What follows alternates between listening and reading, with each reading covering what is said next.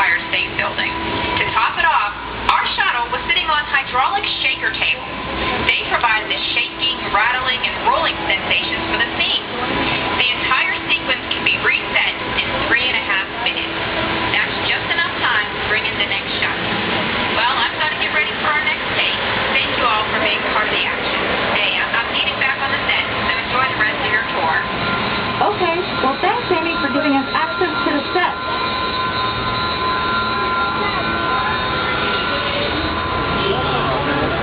On the right, we have an authentic piece of Disney history that Gulfstream 1 was known at airports across the country as November 234 Mickey Mouse, but we just call it the Mouse.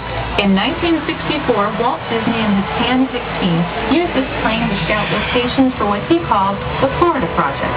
Soon, they secretly began purchasing thousands of acres of land, which became the Walt Disney World Resort in 1971. During the creation of the resort, and later Epcot, the Mouse shuttled studio executives and Imagineers between Burbank and Orlando, making it the most used executive aircraft in the country. Appropriately, the Mouse retired here in 1992. As Walt used to say, it was all started by a mouse. In this case, the 234 Mickey Mouse. On our right, we once again sweep past the magnificent Mediterranean village of our Lights, Motors, Action Extreme Stunt Show. This high-octane attraction is based on a hit show from the Walt Disney Studios Park in France. In this action-packed production, you'll feel like you're right there on the set during the filming of a spy thriller, complete with custom-built cars, motorcycles, even jet skis. You'll experience with split-second timing, coordinated driving, and fiery special effects that make action movies a real blast. This staging area to our right is known as Acceleration Alley. Here, the custom-built stunt show vehicles rev their engines up to 70 miles per hour before making their high-speed entrances onto the stage for our Lights, Motors, Action Extreme Stunt Show.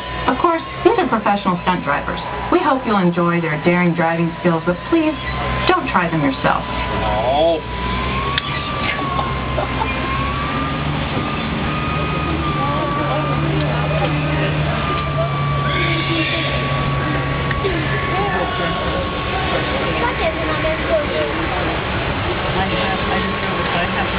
On the left, we've reached our second boneyard with more historic props and vehicles. When we reuse older props in a new production, they're often refitted with custom parts and given a whole new color scheme. You might not even recognize them the next time you see them on screen. For instance, coming up is our friend Herbie the Love Bug. He went through a special demolition derby makeover. Those dents and dings were added on purpose, but he can be polished up as good as new for his next starring role.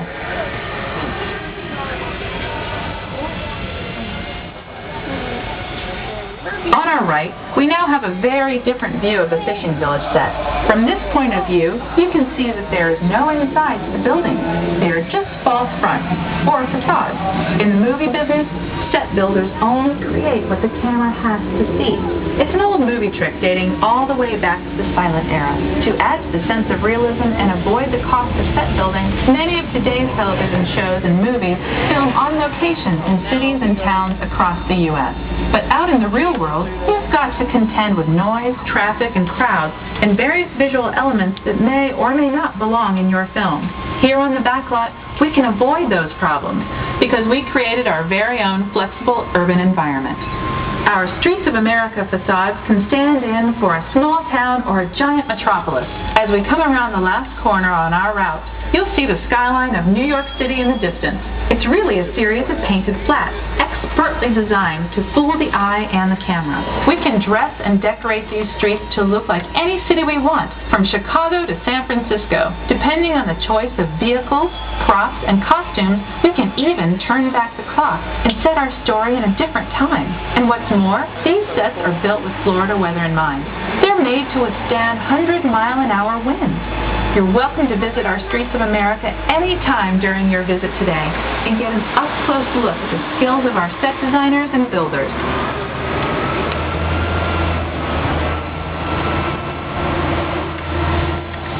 we've just about reached the end of our tour.